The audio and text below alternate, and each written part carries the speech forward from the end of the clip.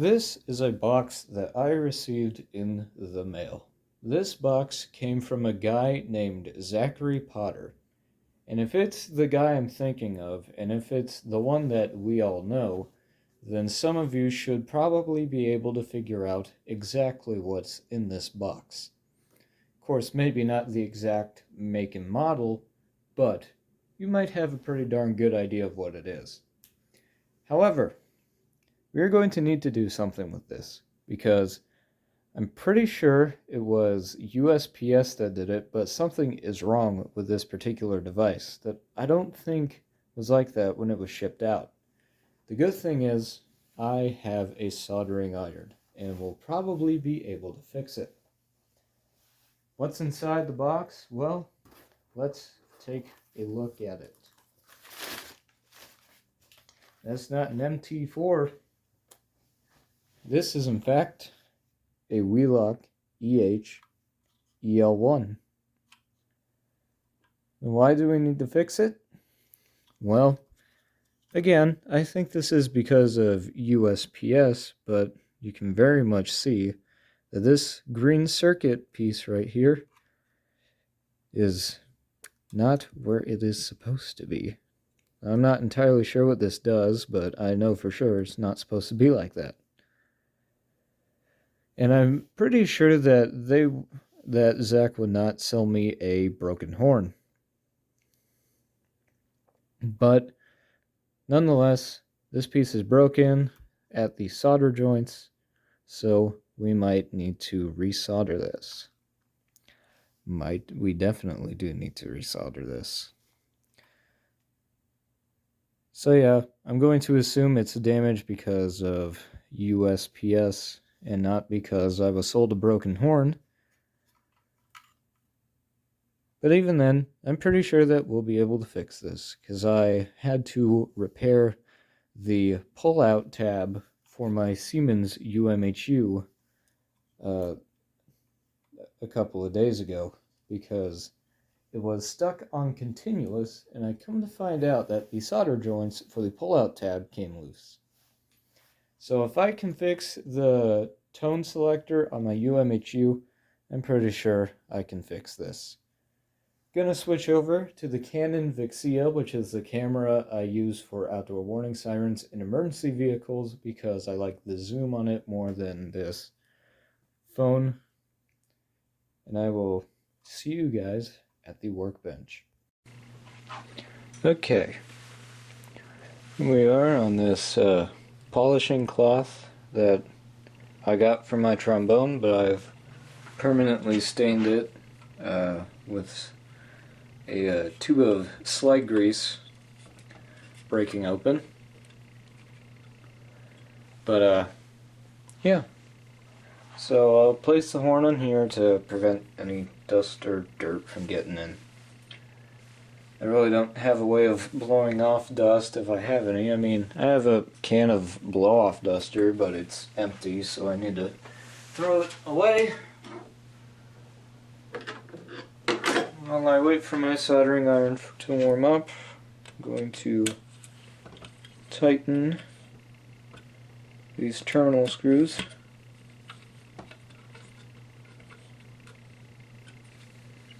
And loosen these screws at the bottom here that hold the alarm together.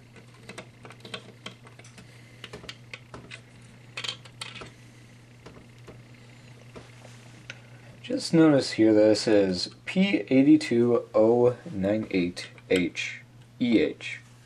So I'm going to assume that this thing was made in 1998. I'm not exactly sure if that is correct or not, as I am no expert on when these things are made, but my assumption is going to be the 82nd week of 1998.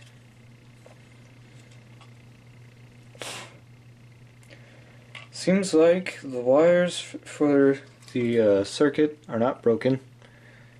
It's just the solder joints went bad, so this should be an easy repair. I'm looking at the other solder joints, and they all look to be in good shape. This is the horn sounder. This is the same exact sounder that's used on the MTs and the AS. The ASs. And I think some other alarms. I think maybe the AES uses the same sounder. This housing appears to be a little bit dusty. Actually, it appears to have tape in it, so it might have been used to deaden the sound, which could explain why the screws were slightly loose. So, while I continue to wait for my soldering iron to warm up, I'm going to remove the tape and maybe dust this out a little bit with a vacuum cleaner. Okay, I've cleaned out the shell of the horn. Still a little bit of dust on here, but it's not going to affect anything that much because most of the times you can't even see this back part. So my soldering iron's all warmed up. I think what I'm going to do is I'm going to loosen the circuit piece, straighten out the wire bits, and then reflow the soldering. I would not consider myself a soldering expert. In fact, what I probably do would make soldering experts quiver in their boots. I myself do not have a way to hold this thing, so I will use a pair of gloves so there is at least some thermal protection between me and the circuit board. Making sure that can be seen.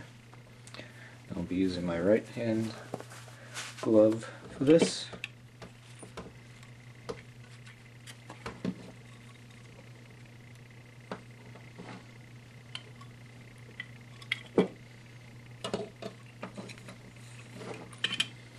Again, I'm no expert at soldering, so please do not take anything from this video about soldering. I do not have any flux or anything that'll help clean off soldering. You should not be taking any soldering advice from me. Okay, so we got our little circuit piece. Gonna straighten out this wire so that's nice and ready to be reapplied.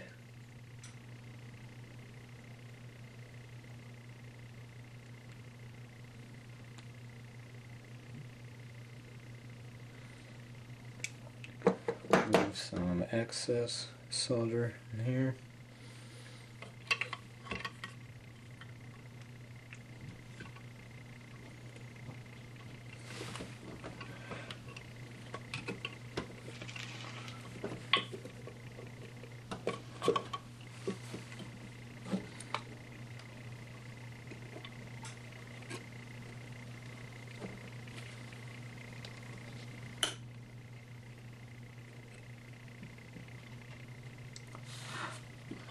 Okay, so the piece looks to be seated. Oh, I forgot I have this little stand here that I could totally use to angle this. It's a way to help me angle the camera here this way a little bit.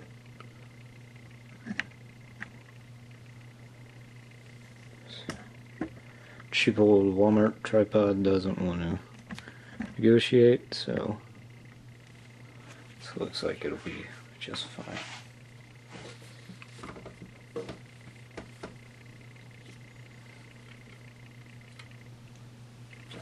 Okay, so it's these two bits right there. You can see there isn't a whole lot of solder on this, so back into my workbench, I should have a thin piece right here that I could use to reflow.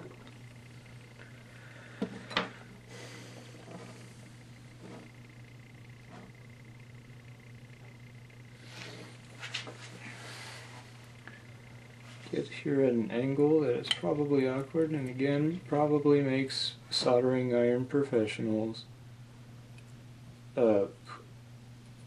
not happy, but you know what?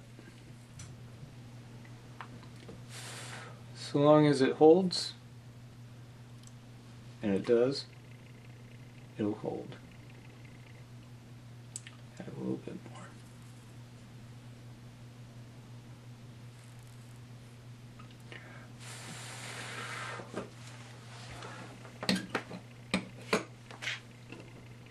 Unplug the soldering iron. Do not touch the soldering iron while it's unplugged. If you've just unplugged it.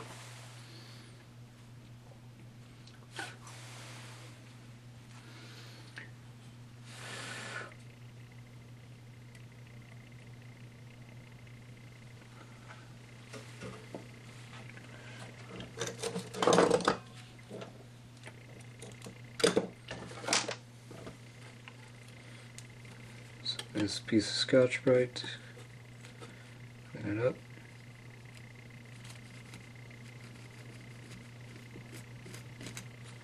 She probably didn't need to do that, but makes it look a little bit better. And I say that this thing is ready to go back together. So take away the stand, position the horn the way it should be.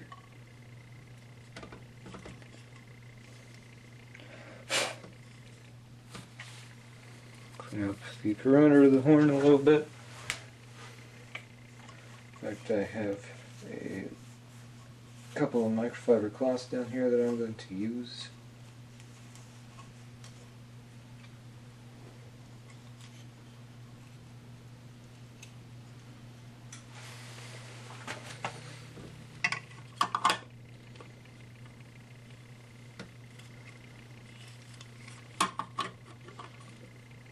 Get a rough estimate of the way it was placed before.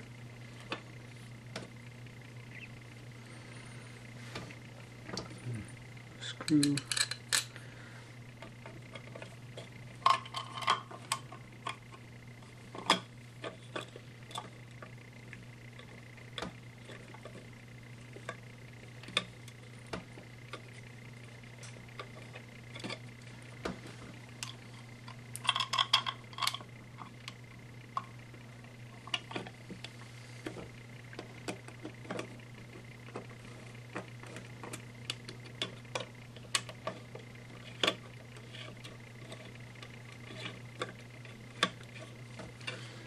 As a matter of the fact that there was tape in the horn, I'm going to assume this is not the first time this device has been taken apart. That's alright though. Going to be honest, I have taken apart several of my fire alarm devices before. Whether it just be to see what the insides were like, or they actually had to do something to them, depending on the alarm.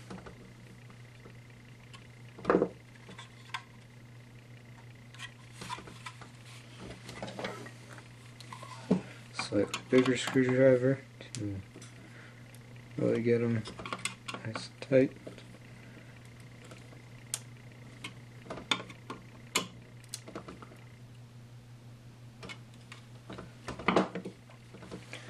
Now it should be ready to go.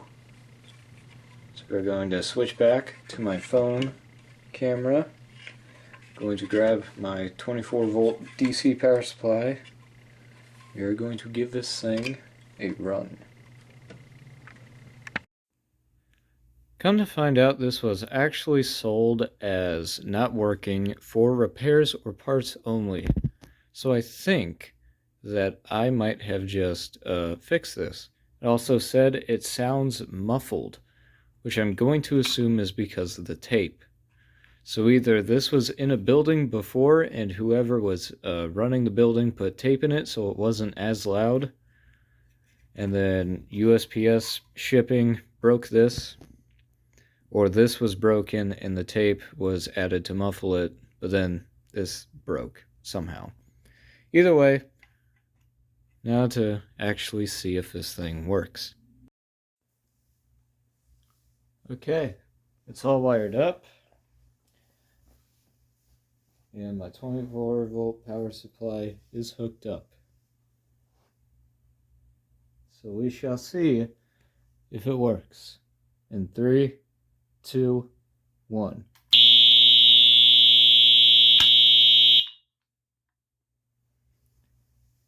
I think it works.